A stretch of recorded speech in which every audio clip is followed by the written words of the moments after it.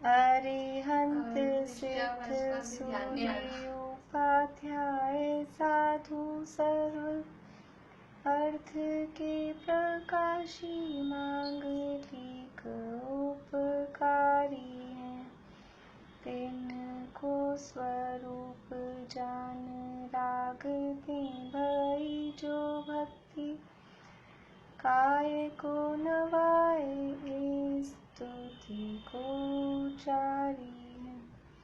धन्य धन्य तिन हित काज सब आज भय कर जोर बार बार वंदना हमारी है। मंगल कल्याण सुख ऐसो हम चाहत हैं। हो मेरी ऐसी दशा जैसी तुम धारी है। हो मेरी ऐसी दशा जैसी तुम धारी है। मंगलमय मंगल करन वीत राग विज्ञान नमो ताहि जाते भई अरहंतादि महान। करि मंगल करि हो महा ग्रंथ करन को काज। जाते मिले समाज सब आवे निज पद राज। सो निज भाव सदा सुखद अपनो करो प्रकाश। जो बहुविध भव दुख निको करी है सत्यानाश। करी है सत्यानाश। मोक्षार्थ प्रकाशक नामक ये ग्रंथ है। पहले अधिकार में से पारुल का एक प्रश्न है, मैं आप लोगों से पूछना चाहती हूँ जिन लोगों ने पढ़ा है पहला अधिकार। हमें श्रोता का स्वरूप जानना क्यों आवश्यक है? वहां मिलेगा नहीं आंसर लिखा हुआ, किताब में ढूंढेंगे तो किताब में इसका आंसर नहीं मिलेगा। तो इसके लिए पारुल या तो आपको रिकॉर्डिंग सुननी पड़ेगी। भाभी पूरी रिकॉर्डिंग सुन रखी है मैंने, फिर भी नहीं मिला आंसर। समझ में आया। समझ में नहीं आ रहा। चलिए कौन बताएंगे? हाँ निशा आंटी बोलिए। हम भी श्रोता हैं, तो श्रोता का स्वरूप जानेंगे तभी तो हम अच्छे श्रोता बन पाएंगे। और हाँ। जब तक अच्छा श्रोता नहीं बनेंगे, वक्ता के अभिप्राय को नहीं समझेंगे, हमारा मोक्ष मार्ग प्रशस्त नहीं होगा। बढ़िया, बहुत बढ़िया। हम खुद श्रोता हैं, तो हमें जब तक श्रोता का स्वरूप ही पता नहीं होगा कि हमको लगता है बस सुन लिया, तो सुनने मात्र से श्रोता नहीं होते हैं। श्रोता में किस तरह के कौन से गुण होने चाहिए, वो गुण यदि हम में होंगे तो हम जिनवाणी की बात को वास्तव में यथार्थया सुन पाएंगे। और उन गुणों के साथ में जब जिनवाणी की बात को सुनेंगे तभी हम जिनवाणी की बात को धारण कर पाएंगे और तभी हमारा मोक्ष मार्ग प्रशस्त होगा। इसलिए हमें स्वयं में वो गुण उतारने के लिए श्रोता का स्वरूप जानना आवश्यक है। चलिए, हमारी बात चल रही थी तीसरे अधिकार में। पेज नंबर है अपना 66 नंबर पेज नंबर 66। एक सेकंड ज्योति जी। हाँ सॉरी पारुल, मैं उस समय तुम्हें बता नहीं पाई थी ये बात। चलिए कोई कोई बात नहीं। पेज नंबर 66 66 पेज पे तिर्यंच गति के दुखों का वर्णन चलेगा। तिर्यंच गति के दुख, यहाँ संसार दुख और मोक्ष सुख का निरूपण करने वाला तीसरा अधिकार है। और कर्मों की अपेक्षा से संसार के दुखों का वर्णन हो चुका है। अब पर्याय की अपेक्षा से संसार के दुखों का वर्णन चल रहा है। तो पर्याय की अपेक्षा में एक इंद्रिय के दुख बता दिए और विकलेंद्रिय के दुख बता दिए। अब संगी पंचेंद्रियों के दुख बता रहे हैं। तो संगी पंचेंद्रियों में जो तिर्यंच जीव हैं, संगी पंचेंद्रियों में नरक गति के दुखों का वर्णन भी हमने देख लिया है। अब तिर्यंच गति के जो जीव हैं, देखिए एक इंद्रिय भी तिर्यंच गति के थे और जो विकलेंद्रिय थे वो भी तिर्यंच गति के थे, उनके दुख अलग टाइप से बताए हैं। अब यहाँ बात चल रही है संघी पंचेंद्रिय तिर्यंचों के दुखों की। तो संघी पंचेंद्रिय जो तिर्यंच हैं उनके किस प्रकार के दुख हैं, देखिए 66 नंबर पेज पे लास्ट की 3 लाइनें हैं। तथा तिर्यंच गति में बहुत लब्धि अपर्याप्त जीव हैं, उनकी तो उच्छ्वास के 18वें भाग मात्र आयु है। तथा कितने ही पर्याप्त भी छोटे जीव हैं, परंतु उनकी शक्ति प्रकट भाषित नहीं होती। उनके दुख एकेंद्रियवत जानना, ज्ञानादि का विशेष है सो विशेष जानना। देखिए तिर्यंच गति में संघी पंचेंद्रिय होने पर भी, संघी पंचेंद्रिय यानी पांचों इंद्रियां हैं, मन है, मन सहित पांचों इंद्रियां होने पर भी कैसे हैं वो, लब्धि अपर्याप्तक हैं। लब्धि अपर्याप्तक का मतलब क्या होता है, लब्धि अपर्याप्तक किसे कहते हैं, पारुल समझते हो? लब्धि अपर्याप्तक किसे कहते हैं? भाभी वो अपने शरीर को निर्माण करने की भी जितनी लब्धियां होती है वो भी पूर्ण नहीं कर सकते। हाँ बढ़िया, लब्धियां नहीं पर्याप्ति बोलते हैं उसे, यानी वो शरीर पर्याप्ति भी उनकी पूरी नहीं होती है, यानी शरीर बनाने की शक्ति, परमिशन वो भी उनको नहीं मिलती है। जन्म होता है और जन्म होते ही श्वास के 18वें भाग जितनी देर में एक बार हमारी ये जो नाड़ी फड़कती है, इस नाड़ी को फड़कने में जितनी देर लगती है उसके 18 हिस्से करें तो उसमें से एक हिस्सा जो होगा उतनी सी देर का उनका जीवन होता है। तो इतनी सी देर के जीवन में उनका शरीर बनाने की शक्ति, शरीर तो बनता ही नहीं है इतनी जल्दी, लेकिन शरीर बना पाए ऐसी ऐसी शक्ति, उसे पर्याप्ति बोलते हैं, वो पर्याप्ति भी उनको नहीं मिल पाती है और उनका मरण हो जाता है। तो ऐसे जीव कहलाते हैं लब्धि अपर्याप्तक। ये लब्धि अपर्याप्तक जीव एकेंद्रिय से लेके पंचेंद्रिय तक में, मनुष्य यानी तिर्यंचों में एकेंद्रिय से पंचेंद्रिय तक के तिर्यंच ही हैं, तो एकेंद्रिय से लेके सैनी पंचेंद्रिय तक तिर्यंचों में सभी में लब्धि अपर्याप्तक होते हैं। इसके अलावा मनुष्य भी ऐसे लब्धि अपर्याप्तक होते हैं जिनकी आयु श्वास के 18वें भाग जितनी होती है। तो ये जितने जो भी लब्धि अपर्याप्तक जीव हैं उनकी तो उच्छ्वास के 18वें भाग मात्र आयु है। समूर्छन जो होते हैं वो लब्धि अपर्याप्तक तो होते हैं? नहीं, सारे ही समूर्छन जीव लब्धि अपर्याप्तक होते हैं ऐसा नहीं है। मनुष्यों में जो समूर्छन मनुष्य हैं वो लब्धि अपर्याप्तक होते हैं, और तिर्यंचों में समूर्छन जीव पर्याप्त भी होते हैं अपर्याप्त भी होते हैं, दोनों टाइप के होते हैं। गर्भज जितने भी जीव हैं, गर्भज मनुष्य और गर्भज तिर्यंच, गर्भज सभी जीव पर्याप्तक ही होते हैं, यानी कि उनकी इतनी कम आयु नहीं होती है, श्वास के 18वें भाग जितनी आयु उनकी नहीं होती है, तिर्यंच गर्भजों की भी और मनुष्य गर्भजों की भी। तो उनकी तो उच्छ्वास के 18वें भाग मात्र आयु है।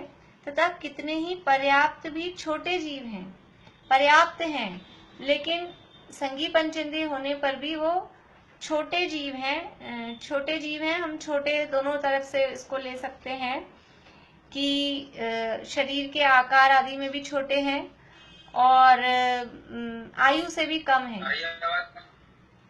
आयु भी उनकी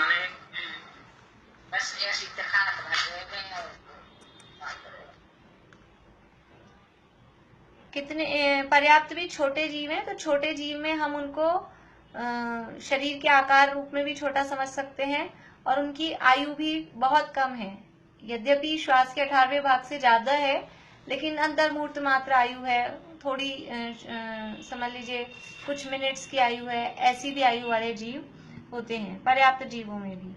तथा कितने ही पर्याप्त भी छोटे जीव हैं परंतु उनकी शक्ति प्रकट भाषित नहीं होती। संघी पंचेंद्रिय पर्याप्त हैं, छोटे आकार के हैं, कम आयु वाले हैं, तो उनकी शक्ति दिखाई नहीं देती। कैसी उनकी शक्ति है वो दिखाई नहीं देती। उनके दुख एकेंद्रियवत जानना, अब जिनकी शक्ति दिखाई नहीं दे रही है वो उनको दुख है या नहीं है, वो भी दुखी हैं, तो उनके दुख कैसे समझ में आएंगे कि जिस प्रकार से हमने एकेंद्रिय जीवों के दुख बताए कि अंदर कषाएं सारी हैं, सब समस्त कर्मों के उदय हैं, ज्ञान की शक्ति बहुत कम है और जानने की जो इच्छाएं हैं वो बहुत ज्यादा है, तो शक्ति कम और इच्छा ज्यादा होने पर वो दुख होता ही है। तो इसी तरह से यहाँ पर भी यद्यपि सैनी पंचेंद्रिय हैं, परंतु बाहर में शक्ति कुछ नहीं है, तो शक्ति कम होने पर वो बराबर वहां दुखी रहते हैं। तो उनके दुख एकेंद्रियवत जानना, ज्ञानादि का विशेष है सो विशेष जानना। दुख तो उनके एकेंद्रियों के समान है, लेकिन जो ज्ञान दर्शन आदि है वो एकेंद्रियों के जितने नहीं है, क्योंकि ये जो जीव हैं, ये बात किसकी चल रही है, संगी पंचेंद्रियों की। तो एक इंद्रिय में ज्ञान है वो एक इंद्रिय जितना है, संगी पंचेंद्रियों में 5 इंद्रियों मन जितना ज्ञान है। तो दुख तो उनके एक इंद्रियों के जैसे ही उनके दुख हैं, परंतु ज्ञान आदि का जो विशेष है, यानी ज्ञान आदि में जो थोड़ी बहुत अधिकता है, वो जो विशेषता है, वो उनकी विशेषता बराबर वैसी जानना। तथा बड़े पर्याप्त जीव कितने ही सम्मूर्छन हैं, कितने ही गर्भज हैं, उनमें ज्ञानादिक प्रकट होते हैं, परंतु वे विषयों की इच्छा से आकुलित हैं। उनमें बहुतों को तो इष्ट विषय की प्राप्ति है नहीं, किसी को कदाचित किंचित होती है। देखिए, जो लब्धि अपर्याप्तक जीव हैं, लब्धि अपर्याप्तक जीव 5 इंद्रिय वालों में होते हैं। और एक पहले कभी अपना प्रकरण चला होगा तो आप लोगों ने सुना होगा और भी कहीं, कि एक शुद्र भाव होते हैं, यानी एक अंतर्मूर्त में ही ये ऐसे लब्धि अपर्याप्तक के कितने भाव कर सकता है। एक अंतर्मूर्त में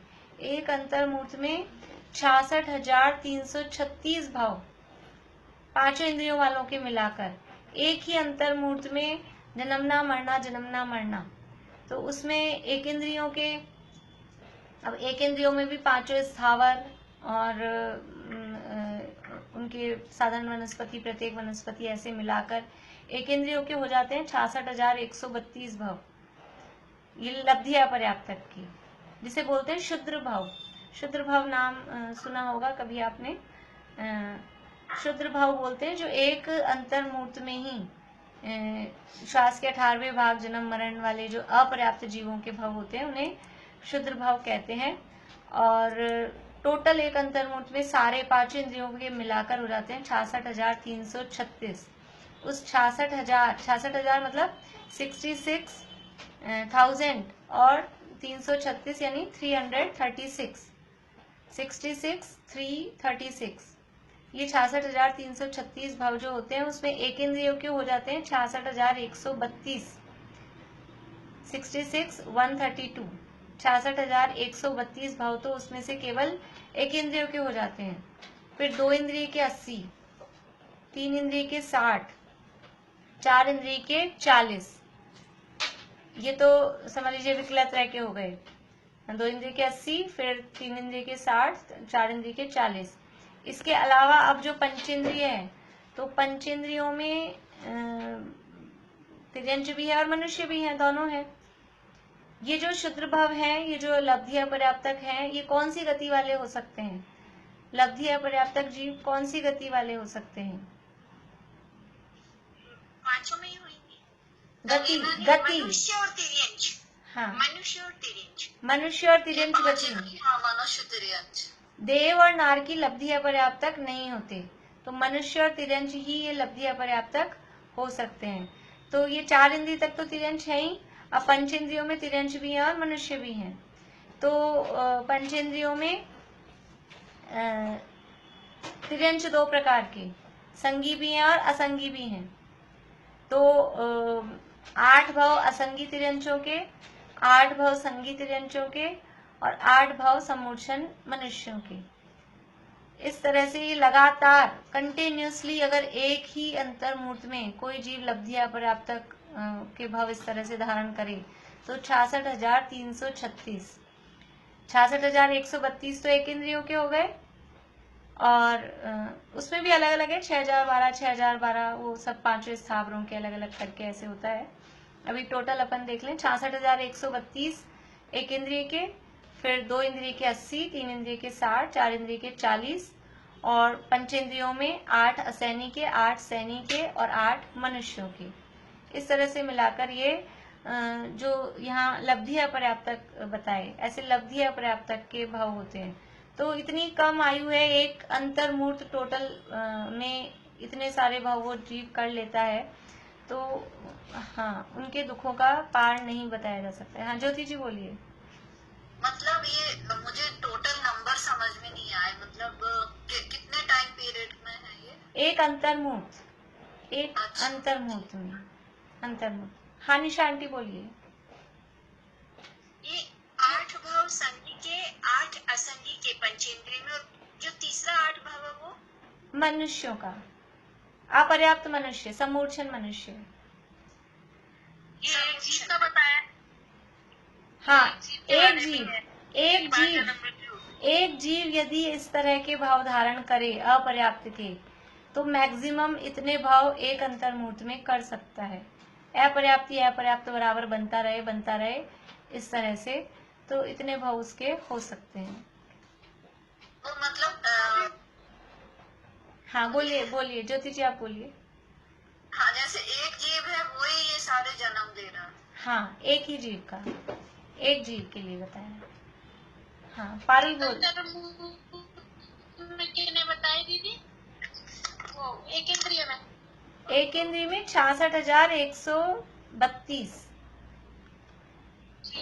हाँ पारुल बोलिए। भाभी समूर्छन जीव तो वो होता है ना जो बॉडी के किसी भी अंग से जन्म लेता है। हाँ, तो ऐसे तो मनुष्य और त्रियंश होते ही नहीं। देखिए तिर्यंश तो होते हैं, एक इंद्रिय से 4 इंद्रिय तक सारे तिर्यंश समूर्छन ही। समूर्छन का मतलब है वातावरण से जो जन्म ले लें, जिनके माता पिता नहीं होते। समूर्छन का मतलब है जिनके माता पिता नहीं होते हैं, वातावरण से, धूल मिट्टी आदि से ही वो अपना ऐसा माहौल, उनको एनवायरनमेंट मिल जाता है, उससे वहां पे वो जीवों की उत्पत्ति हो जाती है, वो कहलाता है समूर्छन जन्म। तो एक इंद्रिय से 4 इंद्रिय तक के सारे ही जीव समूर्छन ही होते हैं। और पंच, यानी ये तो तिर्यंशों में ही है, एक इंद्रिय से 4 इंद्रिय। और पंचेंद्रिय तिर्यंशों में भी बहुत सारे जीव समूर्छन होते हैं। जैसे मेंढक है, संघी पंचेंद्रिय होता है, इन समूर्छन होता है। मेंढक है, मछलियां हैं, गर्भज भी हो सकते हैं उनमें, पर वो समूर्छन भी होते हैं। ऐसे जहाँ पानी, कहीं पोल्स हैं, खड्डे हैं, पानी भरा हुआ है, बारिश के दिनों में मेंढक पैदा हो जाते हैं। थोड़ा बहुत भी ऐसा गांव का ऐसा एरिया होता है ना, यहाँ भी हो सकते हैं, शहरों में भी, अगर कहीं बहुत दिनों से पानी भरा हुआ है और तो इस तरह का उनका माहौल मिलता है, वहाँ वो मेंढक वगैरह इस तरह के संघी पंचेंद्रिय जीव उत्पन्न हो जाते हैं, वो समूर्छन होते हैं। देखिए समूर्छन होना अलग बात है, लब्धि अपर्याप्तक होना अलग बात है। समूर्छन है तो वो लब्धि अपर्याप्तक ही होंगे ऐसा जरूरी नहीं है। समूर्छन जीव भी बड़ी आयु वाले हो सकते हैं, लेकिन जो लब्धि अपर्याप्तक होंगे वो समूर्छन ही होंगे, ऐसा नियम है पंचेंद्रियों में। गर्भज होंगे। हाँ जी, लब्धि अपर्याप्तक जो जीव होंगे वो गर्भज थोड़ी ना होंगे। नहीं होंगे, नहीं होंगे। क्या पूछा था आपने? मैं स्लिप हो गया, आंसर हो गया पूरा। हाँ जी, एक मिनट वर्षा भाभी रुकिए। हाँ पारुल, आपका आंसर हो गया। भाभी मनुष्यों में, हाँ मनुष्यों में जो हम लोग सब दिखाई दे रहे हैं, हम लोग तो गर्भज हैं। और मनुष्यों में समूर्छन मनुष्य होते हैं जो समझ लीजिए स्त्रियों के अंडर आर्म्स वगैरह में या और जो इस तरह के अंग हैं उनमें, वहाँ वो उनकी उत्पत्ति होती है समूर्छन मनुष्यों की। वो भी वातावरण से ही, उनके कोई माता पिता नहीं होते हैं, वातावरण से ही वो वहाँ ऐसा उनको वहाँ एनवायरनमेंट मिलता है, वहाँ उनकी उत्पत्ति हो जाती है, जन्म हो जाता है। और इतनी सी आयु होती, दिखाई नहीं देते, आंख से दिखाई नहीं देते, श्वास के 18वें भाग जितनी उनकी आयु है, जन्म लिया और मर जाते हैं, तो वो वहाँ उनकी उत्पत्ति होती है। जितने भी हम लोग दिख रहे हैं मनुष्य, कोई जीव गर्भ में आया और समझ लीजिए जो हम देखते हैं किसी के, समझ लीजिए गर्भ में आके कोई 2 दिन में मरण हो गया है, किसी का 1 महीने में मरण हो गया है, किसी का 2 महीने में मरण हो गया है, वो सब गर्भज हैं। जो गर्भ में आए हैं, 1 मिनट भी अगर गर्भ में रहे हैं तो वो सब गर्भज हैं, वो समूर्छन नहीं है। समूर्छन मनुष्य दिखाई नहीं देते हमको, जो भी कुछ दिखाई दे रहे हैं सब गर्भज मनुष्य हैं। हाँ बोलिए ज्योति जी। वो पर्याप्तक भी हो गए ना? हाँ जो घर में हाँ पर्याप्तक ही होते हैं। और सम्मूर्छन में बादल और सूक्ष्म दोनों हो सकते हैं, एक इंद्री में तो दोनों ही हो गए, है ना? हाँ, एक इंद्रिय में बादल और सूक्ष्म दोनों हो सकते हैं। त्रस्त तो सभी बादल ही हैं। सम्मोचन मनुष्य है जो, हाँ, इनकी फिर अपन बोलते हैं ना, मनुष्य का, इनका एक भाव मनुष्य का चला गया, तो इसका एक भाव गिनेंगे कि इसमें कि नहीं गिनेंगे? गिनेंगे ना। सम्मूर्छन मनुष्य का भाव है, मनुष्य का भाव है, बिल्कुल। तभी तो कहते हैं कि वो मनुष्य के भाव मिले और ऐसा मनुष्य हो गया, तो वो मनुष्य क्या, वो एक इंद्रिय के बराबर है, ऐसा देखा जाए तो अपर्याप्तक है, लेकिन भाव उसका मनुष्य का गया। तो ये कैसे होता है कि ऐसी आयु बांधी, मनुष्य आयु तो बांध ली, लेकिन मनुष्य आयु में जब स्थिति बंधी, स्थिति इतनी कम कि श्वास के 18वें भाग, परिणाम जब किए थे, आयु तो मनुष्य की बंध गई, लेकिन उसमें स्थिति बंध ही नहीं पाई, तो इसलिए वो भाव ऐसा ही चला जाता है। चलिए आगे देखिए। हाँ वर्षा भाभी, हाँ बोलिए वर्षा भाभी, बोलिए। जो लब्धि अपर्याप्तक जीव होते हैं वो गर्भज हो सकते हैं या नहीं हो सकते? नहीं हो सकते। लब्धि अपर्याप्तक जीव गर्भज नहीं हो सकते। लब्धि अपर्याप्तक जीव सम्मूर्छन ही होते हैं, तिर्यंचों में भी और मनुष्यों में भी। तो 1 इंद्रिय से 4 इंद्रिय तक तो वैसे भी सारे सम्मूर्छन ही हैं। पर्याप्त भी सम्मूर्छन है, अपर्याप्त भी सम्मूर्छन ही है, उनमें तो ऑप्शन ही नहीं है। जो सैनी पंचेंद्रिय तिर्यंच हैं और मनुष्य हैं, उनमें हमको ऐसा ऑप्शन दिखाई देता है, लेकिन उनमें भी जो लब्धि अपर्याप्तक हैं वो सब सम्मूर्छन ही होते हैं। गर्भज जीव सब पर्याप्तक ही होते हैं, अपर्याप्तक नहीं होते। तथा बड़े पर्याप्त जीव कितने ही सम्मूर्छन है, पेज नंबर 67, 67 पेज पर। बड़े पर्याप्त जीव कितने ही सम्मूर्छन है, कितने ही गर्भज हैं। अब जो बड़े हैं, बड़े का मतलब है, समझ लीजिए अभी जैसे हमने मेंढक की बात की, मछलियों की बात की, तो ये बड़े हैं, ये बड़े हैं, पर्याप्त हैं। अब उसमें कुछ सम्मूर्छन है, कुछ गर्भज है। गाय, घोड़ा, गधा, कुत्ता, ये सब तिर्यंचों की बात चल रही है, क्योंकि यहाँ पर तो ये सब तो है पर्याप्त हैं और गर्भज हैं। लेकिन मछलियां हैं, महामत्स्य वगैरह हैं, और भी कुछ जीव हैं, वो सम्मूर्छन होते हैं, वो बड़े हैं, पर्याप्त हैं। उनमें ज्ञान आदि प्रकट होते हैं, उनमें ज्ञान आदि दिखाई देता है, वो सुनते समझते हमको दिखाई देते हैं। जितने हमारे पेट एनिमल्स हैं, गाय वगैरह हैं और भी कुत्ता वगैरह हैं, वो समझते हुए दिखाई देते हैं। इसी तरह से मछलियां वगैरह भी, ये भी सैनी पंचेंद्रिय हैं। जो लोग उनके ज्यादा टच में रहते होंगे वो जानते होंगे, समझते होंगे, जो पालते होंगे कि ये समझती है, इसको मतलब वो उनसे बातें भी करते हैं उस तरह के वो लोग, तो वो ये समझ में आता है कि वो समझ रहे हैं, उनके ज्ञान आदि प्रकट हैं, उनमें सोचने विचारने की शक्ति होती है। परंतु ज्ञान आदि प्रकट है, यानी उनमें ज्ञान आदि बहुत दिखाई दे रहा है, परंतु वे विषयों की इच्छा से आकुलित हैं। अब बड़े हो गए, ज्ञान मिल गया, लेकिन साथ में क्या है कि वो इच्छाएं भी, विषयों की इच्छा वो साथ में फ्री में मिली हुई है अनादिकाल से। तो ज्ञान बढ़ा भी, लेकिन वो बढ़ा हुआ ज्ञान वो विषयों की इच्छा के कारण उसका ज्ञान का कुछ लाभ नहीं रहा, और वो बल्कि ज्ञान उस इच्छाओं को बढ़ाने में और दुख में और निमित्त बन रहा है। ज्ञान निमित्त नहीं बन रहा है, लेकिन वो क्योंकि इच्छाएं उसमें साथ में आ रही हैं, तो इच्छाएं उसमें दुख में निमित्त बन रही हैं। परंतु वे विषयों की इच्छा से आकुलित हैं। उनमें बहुतों को तो इष्ट विषय की प्राप्ति है नहीं, किसी को कदाचित किंचित होती है। अब बड़े हो गए हैं, गाय है, कुत्ता है, समझ लीजिए अपने को ये सामने दिखते हैं, ऐसे ये तिर्यंच हैं। अब जानते समझते सब हैं, ऐसा नहीं है कि कुछ गाय है वो कोई व्यवहार नहीं जानती समझती है मनुष्यों का। अब उनको समझ लीजिए भोजन की इच्छा है, विषयों की इच्छा है, बारिश आ रही है, सूखे स्थान पर जाने की इच्छा है, कहीं धूप पड़ रही है, छाया में जाने की इच्छा है, और अच्छा कुछ अब उनके लिए जो भी स्वादिष्ट व्यंजन होता होगा, घास, जिस भी टाइप की घास उनको इष्ट लगती होगी, अथवा जो भी चीजें, ऐसा कुछ खाने की इच्छा है। इच्छा बहुत है, परंतु प्राप्ति नहीं है। अब वो अगर पालतू है तो जो वो मालिक दे देगा, जहां उसको बांध के खड़ा कर देगा, जैसा जो व्यवस्था उसके लिए कर देगा, वो पराधीनता है।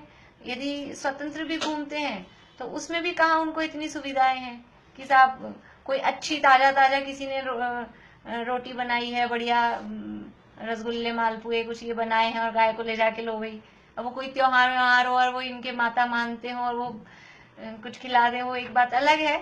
लेकिन ऐसा तो नहीं होता है, बहुत कम कोई धर्म के नाम पे, अन्य मती कोई धर्म के नाम पे, पुण्य करने के नाम पे गाय को समझ लीजिए कर दें, बाकी और किसी को कौन खिलाता है? कुत्ते को कौन ऐसा जाके अलग से खिलाने बैठता है? ऐसा कुछ नहीं है। और भी जो तिर्यंश हैं घूमते हैं इसी तरह से। तो बहुतों को तो इस विषय की प्राप्ति है ही नहीं, किसी को कदाचित किंचित होती है। अब किसी ने कुत्ता पाल लिया है तो वो नया नया ब्रेड का पैकेट बिल्कुल ताजा खरीद के लाता है, वो उसको खिलाता है, बिस्किट खिलाता है, तो वो किसी को कदाचित कुछ इष्ट विषयों की प्राप्ति, वो उसको रजाई में अपने साथ सुला लेता है, तो ये किसी को कदाचित होती है। नॉर्मली जनरली बहुत सारे ऐसे ही घूमते हुए दिखाई देते हैं, सबको तो ऐसी होती नहीं है। तथा मिथ्यात्व भाव से अतत्व श्रद्धानी हो ही रहे हैं और कषाय मुख्यतः तीव्र ही पाई जाती है। मिथ्यात्व भाव है मुख्य रूप से, तिर्यंच में जन्म हुआ है, इट मीन्स इसका मतलब क्या है कि जन्म से सम्यक दृष्टि नहीं थे।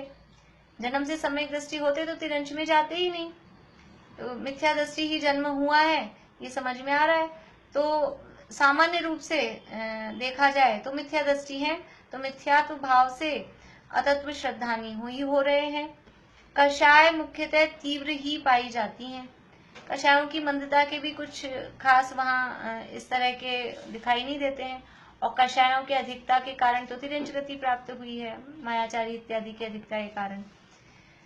क्रोध मान से परस्पर लड़ते हैं, भक्षण करते हैं, दुख देते हैं। क्रोध कषाय दिखती है आपस में, जितने भी तिर्यंच हैं हमको यहाँ भारत में तो आराम से दिखते ही हैं, सड़कों पे कुत्ते हैं वो आपस में लड़ रहे हैं, गायें हैं वो लड़ रही हैं, कबूतर लड़ते हुए दिखाई देते हैं। वहां कहीं दाना डला हो तो वो दूसरे को, अपने तो स्मारक की छत पे बहुत दिख जाते थे कि वो एक कोई वहां चावल चढ़ा दिया तो एक अपना उस पर राज करके बैठ जाता था, दूसरे को आने नहीं दे, और आपस में ऐसे इस तरह की इनमें लड़ाई। बंदर लड़ते हुए दिखाई देते हैं। तो क्रोध से मान से परस्पर लड़ते हैं, भक्षण करते हैं, एक दूसरे को खा जाते हैं। कुत्ता बिल्ली के पीछे है, बिल्ली चूहे के पीछे है, एक दूसरे को भक्षण, चिड़िया कबूतर हैं, इनको ये कुत्ता वगैरह पीछे पड़े रहते हैं, भक्षण कर लेते हैं, दुख देते हैं। माया लोभ से छल करते हैं, वस्तु को चाहते हैं। मायाचारी लोभ कषाय, अब वो हमको क्या समझ में आया उनकी, वो किस तरह से मायाचारी की तो प्रमुखता सामान्य रूप से कही गई है, और अंदर मायाचारी का परिणाम उनके रहता है। अंदर की वो मायाचारी समझ लीजिए उनके शरीर में भी वो तिरछापन उसके कारण आया है। लोभ कषाय है। देखिए कुछ कषाय नहीं भी दिख रही है, तो यदि एक कषाय हमको दिख रही है, एक कषाय दिख रही है, इसका मतलब है कि चारों कषाय हैं। अब जरूरी नहीं कि चारों की चारों ही प्रकट उतनी रूप से दिखाई दे, लोभ आदि भी दिखाई देते ही हैं। खाने का लोभ है, विषयों का लोभ है, वो लोभ दिखाई देता है। वस्तु को चाहते हैं, हास्यादि द्वारा उन कषायों के कार्यों में प्रवर्तते हैं। ये तो चार मुख्य कषायों की बात बताई। अब हास्य रति अरति आदि जो 9 कषाय हैं, ये 9 कषाय भी उनमें होती है। ऐसा नहीं है, उनमें भी हंसी का अब वो अपनी उनकी स्टाइल में वो जैसे भी हंसते होंगे, खुश होते होंगे, वो समझ लीजिए जो लोग ज्यादा इसकी स्टडी करते हैं वो समझते होंगे। लेकिन उनमें भी हास्य कषाय है। कोई अच्छी चीज लगे तो रति कषाय का फील करते हैं, कोई प्रतिकूलताएं लगती है तो अरति कषाय का उदय उनमें होता है। मोर नाचने लगता है ना। हाँ बिल्कुल, बारिश को देख के मोर नाच रहा है तो वो उसको अच्छा लग रहा है, खुशी जाहिर कर रहा है। तो इस तरह से कोयल वगैरह बोलती है, समझ लीजिए ये जो भी ऐसा मौसम होता है, बसंत ऋतु आती है, तो इस तरह से कषाय इनमें देखी जाती है। पूरी 9 कषाएं ही, यानी वेद का उदय भी बराबर सब में देखा जाता है, पाया जाता है। और हास्य शोक भय कषाय दिखाई देती है, शोक कषाय दिखाई देती है, ये सब कषाय उनमें दिखाई देती हैं। तथा किसी के कदाचित मंद कषाय होती है, परंतु थोड़े जीवों के होती है, इसलिए मुख्यता नहीं है। बहुत कोई हो तिर्यंचों में कि किसी के मंद कषाय दिखाई दे, वो बहुत कम के हैं। यद्यपि गाय मंद कषाय गाय के लिए कहा जाता है, ऐसा उदाहरण भी देते हैं, तो बिल्कुल सीधी गाय है। अपने मनुष्यों में भी कोई मंद कषाय सीधा साधा हो तो उसको गाय की उपमा दी जाती है। पर फिर भी गाय में भी गाय के लेवल की कषाय होती है, उसमें भी और मंद हों, सारी की सारी गाय एक सी मंद कषाय वाली हों, ऐसा नहीं है। और जितने भी समझ लीजिए पशु हैं वो सबको एक सी कषाय हों, ऐसा नहीं। एक सामान्य रूप से एक कहते हैं, जैसे समझ लीजिए कुत्ते में तीव्र कषाय है, उनमें लड़ने झगड़ने की प्रवृत्ति ज्यादा है, गायों में कम है, लेकिन फिर भी उनमें भी आपस में होती है। जो मंद कषाय नॉर्मल से भी मंद जो कषाय है वो बहुत ही कम जीवों में होती है, इसलिए उनकी मुख्यता नहीं कही। ये हो गई मौनी कर्म की बात। अब है वेदनीय। तथा वेदनीय में मुख्यतः असाता का उदय है। मुख्य रूप से वेदनीय कर्म में असाता का ही उदय है। उससे रोग, पीड़ा, क्षुधा, तृषा, छेदन, भेदन, बहुत भार वहन, शीत, उष्ण, अंग भंगादि अवस्था होती है। तिरंचों को रोग होते होंगे या नहीं होते होंगे? पशुओं को अभी कोरोना फैल रहा है तो पशुओं को हो सकता है कि नहीं हो सकता है? पशुओं को नहीं हो सकता है? हो सकता है ना। हो सकता, बर्ड फ्लू वगैरह होते हैं। हाँ, उनको खांसी जुकाम बुखार हो रहे बेचारों के होते तो होंगे। हाँ, अब उनका कौन तो टेस्ट कराने जाए पॉजिटिव है कि नेगेटिव है, और हो जाए तो कौन उनका इलाज कराए? उनके क्या खांसी जुकाम बुखार नहीं होता? उनको छींक नहीं आती होगी? सब होता है। बारिश में भीग गए हैं, ठंड लग सकती है, बुखार हो जाए, समझ लीजिए कहीं टकरा गए हैं, घाव हो जाते हैं। कभी कोई गाड़ी पैर पे से चल गई है, अब वो गाड़ी तो निकल गई, वो चिल्ला रहा है, अब उसका तो फ्रैक्चर हो गया। अब कहाँ कहीं कहीं खुले हैं, अब कोई ऐसा सर्वोदय अहिंसा जैसा अभियान चला है तो कहीं उनको कोई मिल जाए तो कहीं कबूतर को पहुंचा रहे हैं या किसी पशु को पहुंचा रहे हैं। नॉर्मली कहाँ, वो पूरी जिंदगी ऐसे ही उनको गुजारनी पड़ती है। किसी के पैर पे से गाड़ी चल गई है, उसका पैर फ्रैक्चर हो गया तो कैसा जीवित, जितने दिन जीवित रह पाएगा अथवा उसी में उसका मरण हो जाएगा, कैसे क्या स्थिति बनेगी? कांटा चुभ जाए पैर में, उनके पास कौन से जूते चप्पल होते हैं? अब कांटे चुभ जाए तो कैसे निकालें? तिरंचों के हाथ तो है नहीं।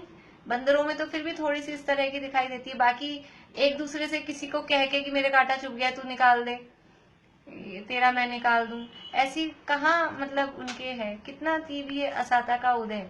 तो रोग अधिक हो जाए, पीड़ा हो जाए, क्षुधा तृषा, भूख प्यास की इतनी वेदना है, भरपेट खाने को मिलता हो, बहुत ही कम कोई ऐसे होते होंगे, वरना समझ लीजिए उनकी भूख कभी, पेट कभी भरता ही नहीं, भूख कभी पूरी होती ही नहीं होगी। कितना कितना, इतना बड़ा बड़ा पेट, इतने बड़े बड़े तिरंज, अब खाने को क्या कितना कितना सा उनको मिलता है। तो भूख की, प्यास की, छेदन भेदन, पालतू पशु होते हैं उनको अंग छेदते हैं, समझ लीजिए गाड़ियों में डालने के लिए, ऐसे नाक में से, एक नाक में से रस्सी डाल के दूसरे नाक में से रस्सी निकालते हैं, पैरों में नाल गाड़ते हैं, अनेक अनेक प्रकार के, अंकुश से मारते हैं, कोड़ों से, चाबुक से मारते हैं, बहुत भार वहन, जितनी ताकत नहीं है इतना इतना उनपे बोझा लद देते हैं। सारा समझ लीजिए पहली ढाल वाली जो पूरा प्रकरण है वो हमको ख्याल में आता है। शीत उष्ण, सर्दी गर्मी है, गर्मी हो रही है, धूप में खड़े हैं, धूप में गर्मी में बाहर बैठे हैं, उनको लू नहीं लगती होगी? बाहर सड़क पे घूमते रहते हैं गर्मी के दिनों में, हम तो घर से बाहर निकल जाएं तो बस बाहर निकलते हैं हमको तो लू लग जाती है। अब वो बाहर ही हैं, उनको भी लू लग सकती है, लग जाती होगी, और उसमें वो बीमार हो जाते हैं। अब आयु बची होती है तो ठीक हो जाते हैं, नहीं कहीं कदाचित उसी बीमारी में मरण हो जाए, आयु पूरी होनी हो, अपने आप ऑटोमेटिक ही ऐसा होता है। लेकिन वो जो दुख है, वो दुख तो उनको पराधीनतावश, पराधीनता मीन्स अब कोई उपाय नहीं उनके पास में, खुद चले जाएं, डॉक्टर के पास चले जाएं, दिखा दें मेरी ये तकलीफ हो रही है, ऐसा कोई उनके पास व्यवस्था नहीं है, तो दुख भोगने ही पड़ते हैं, भोगते ही हैं। अंग भंग आदि अवस्था, ये जो भी अपन ने बात की कि कहीं से कोई टक्कर हो गई है, भिड़ गए हैं, गाड़ी चढ़ गई है, इस तरह की हो गई है, अंग भंग हो गया है, हाथ टूट गया, पैर टूट गया, इस तरह की अवस्था हो गई है, ये सब असाता वेदनी के उदय में ऐसी अवस्थाएं होती है। उससे दुखी होते प्रत्यक्ष देखे जाते हैं, इसलिए बहुत नहीं कहा है। बहुत नहीं कहा, एक ही लाइन में केवल कह के छोड़ा है, क्योंकि सामने ही दिखते हैं। सैनी पंचेंद्रिय तिर्यंचों के दुख हमको सामने प्रत्यक्ष दिखाई देते हैं। किसी के कदाचित किंचित साता का भी उदय होता है, परंतु थोड़े ही जीवों को है, मुख्यता नहीं है। किसी के किंचित कदाचित की कोई पालतू है और उनका मालिक बहुत अच्छा है और बहुत समझ लीजिए ध्यान रखता है, वो कदाचित किंचित साता का उदय है, तो भी वो उस गतिजन्य जो जितनी पराधीनता है वो मान लीजिए ध्यान भी पूरा रखता हो, पर अपने तो ऐसा होता है कि जुकाम लगने वाली हो, गले में ऐसे कांटे कांटे हो रहे हैं, ऐसे में ही अपन तो इलाज करना चालू कर देते हैं, पहले ही उसी समय विक्स लगा लेंगे, गर्म पानी पी लेंगे, गार्गल कर लेंगे। अब उसको ऐसी फीलिंग हो रही है, अभी फीलिंग हो रही है, तो वो मालिक को कह सकता है मेरे ऐसी फीलिंग हो रही है, विक्स लगा दो, जरा उकाली पिला दो। वो तो जब पूरा बीमार हो जाएगा, बीमारों के पस्त होके पड़ जाएगा, तब वो मालिक देखेगा कि यार ऐसा पस्त क्यों है, तब वो कुछ देखेगा। तो वो उतनी देर उतने समय तो वो दुख उनको भोगना ही पड़ता है। किसी के कदाचित किंचित साता का भी उदय होता है, परंतु थोड़े ही जीवों को है, मुख्यता नहीं है। तथा आयु अंतर मुहूर्त से लेकर कोटि वर्ष पर्यंत है। आयु कितनी है तिर्यंचों की? अब यहाँ पर्याप्त तिर्यंचों की बात चल रही है, तो जितने भी पर्याप्त तिर्यंच हैं उनकी आयु अंतर्मुहूर्त, कम से कम आयु होगी तो अंतर्मुहूर्त से लेकर और बढ़ाते जाएं तो मैक्सिमम आयु कितनी है कि 1 कोटि वर्ष। आयु अंतर्मुहूर्त से लेकर कोटि वर्ष पर्यंत कहा है। कोटि वर्ष मतलब यहाँ करोड़ों वर्ष पर्यंत, कोटि का अर्थ है करोड़ों, तो वो 1 कोटि पूर्व की आयु कर्म भूमि की अपेक्षा से यहाँ बात चल रही है तिर्यंच गति के दुखों में। तो कर्म भूमि की अपेक्षा से ये 1 कोटि पूर्व की आयु, कोटि वर्ष, कोटि का अर्थ है करोड़, करोड़ों वर्षों की आयु, यानी 1 करोड़ पूर्व की इतनी आयु वहाँ उनकी होती है। वहाँ बहुत जीव अल्प आयु के धारक होते हैं, इसलिए जन्म मरण का दुख पाते हैं। बहुत जीव, तो ये इतनी आयु मैक्सिमम बताई है 1 कोटि पूर्व की, ये तो बहुत कम जीवों की, वो भी समझ लीजिए चतुर्थ काल में वहां होती है। ज्यादातर जीव अल्प आयु के धारक ही दिखाई देते हैं। समझ लीजिए कोई 1 साल में, कोई 2 साल में, जिनकी जितनी हो, इनकी आयु भी अभी समझ लीजिए अलग अलग तिर्यंचों में अलग अलग उत्कृष्ट आयु है। शेर की कितनी है, गाय की कितनी है, सबकी इनकी अलग अलग होती है, किसी की 20 वर्ष होती है, किसी की 50 वर्ष होती है, ऐसा सबका अलग अलग है। तो वो उसमें भी वो बहुत ज्यादा आयु सबको नहीं मिलती है। बहुत जीव तो अल्प आयु, कम आयु के ही धारक होते हैं, इसलिए जन्म मरण का दुख पाते हैं। अभी तिर्यंचों में से निकलकर मनुष्यों में, देवों में जाना इतना आसान नहीं है। ज्यादातर ऐसा होता है कि फिर वो तिर्यंच में से तिर्यंच में ही घूमते रहते हैं, क्योंकि तिर्यंचों की वैरायटी बहुत है, 1 इंद्रिय से पंचेंद्रिय तक हैं, 1 इंद्रियों में स्थावर हैं, और पंचेंद्रियों में भी बहुत प्रकार के तिर्यंच हैं। और वहाँ तिर्यंचों में परिणामों को संभालने का साधन वो भी बहुत कम दिखाई देते हैं।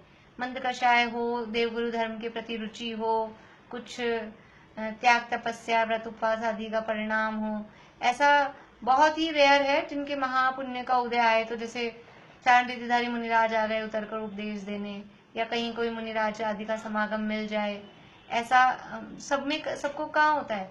ज्यादातर तो तिर्यंच तो अपने समझ लीजिए वो कष्टों से और अपनी भूख मिटाने के लिए सारा दिन प्रयास रहता है उनका। चींटी भी है तो वो सारा टाइम इसी प्रयास में घूमती रहती है, कहीं से एक दाना मिल जाए उसको ले लेके घूमती है। और जो सैनी पंचेंद्रिय तिर्यंच हैं उनका भी आप देखिए 99% यही प्रयास है, बस आहार की व्यवस्था, भोजन की व्यवस्था, भोजन ढूंढ रहे हैं बस।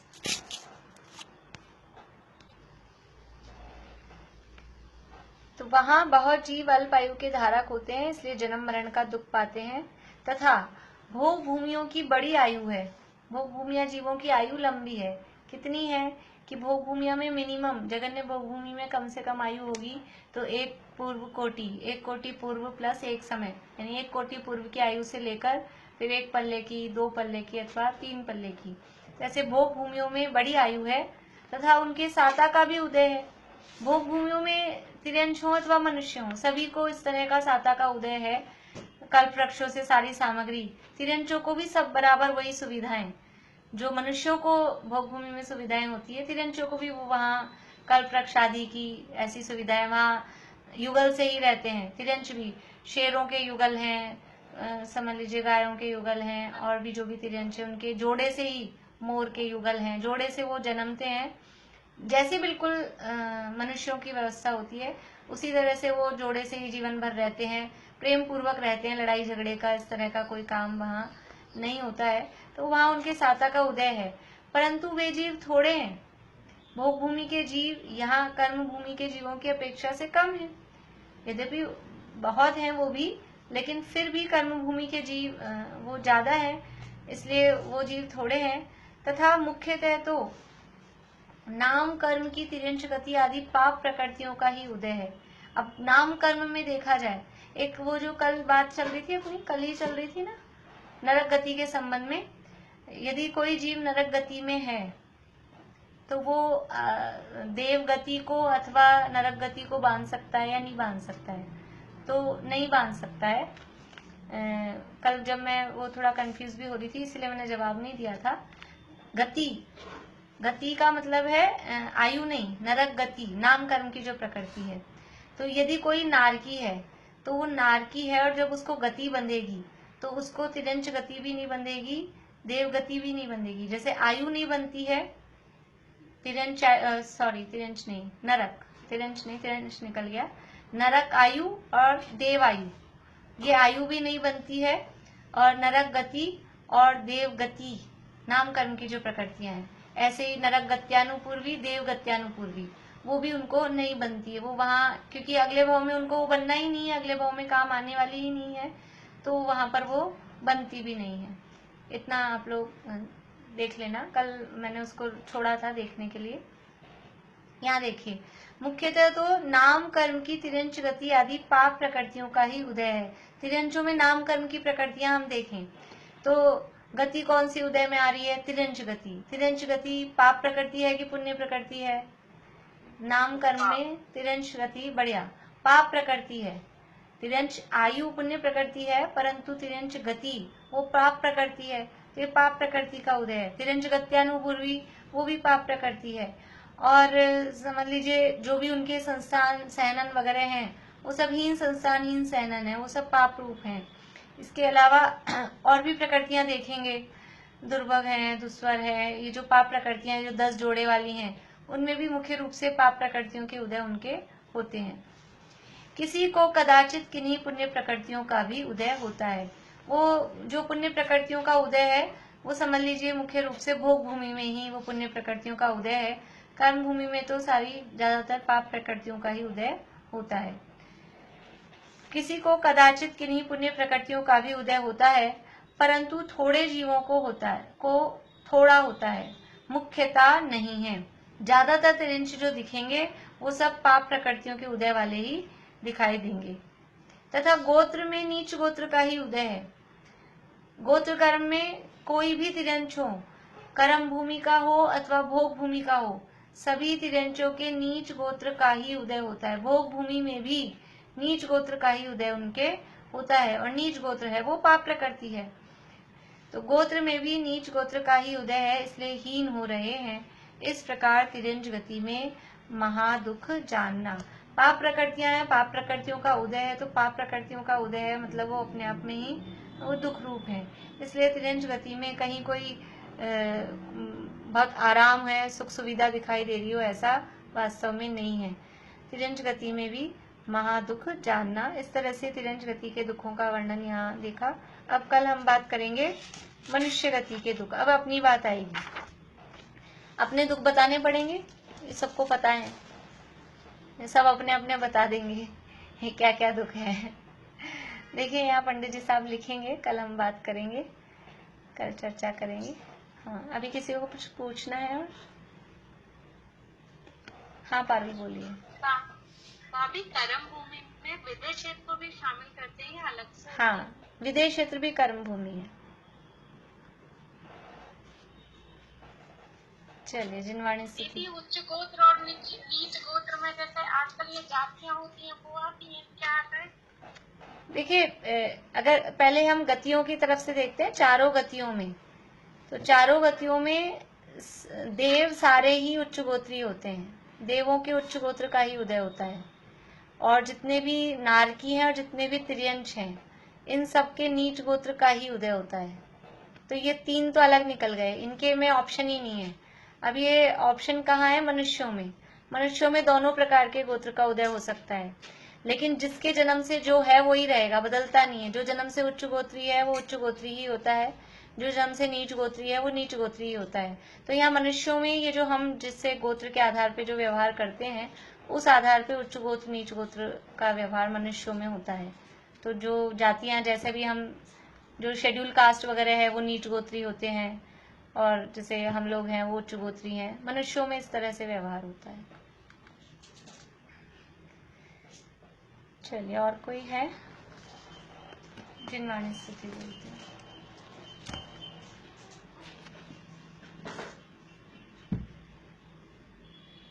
आरस सुपारस है वही पारस करे जो लोह को, वह आत्मा ही है सुपारस जो स्वयं निर्मोह हो। रति राग वर्जित आत्मा ही लोक में आराध्य है। निज आत्मा का ध्यान ही बस साधना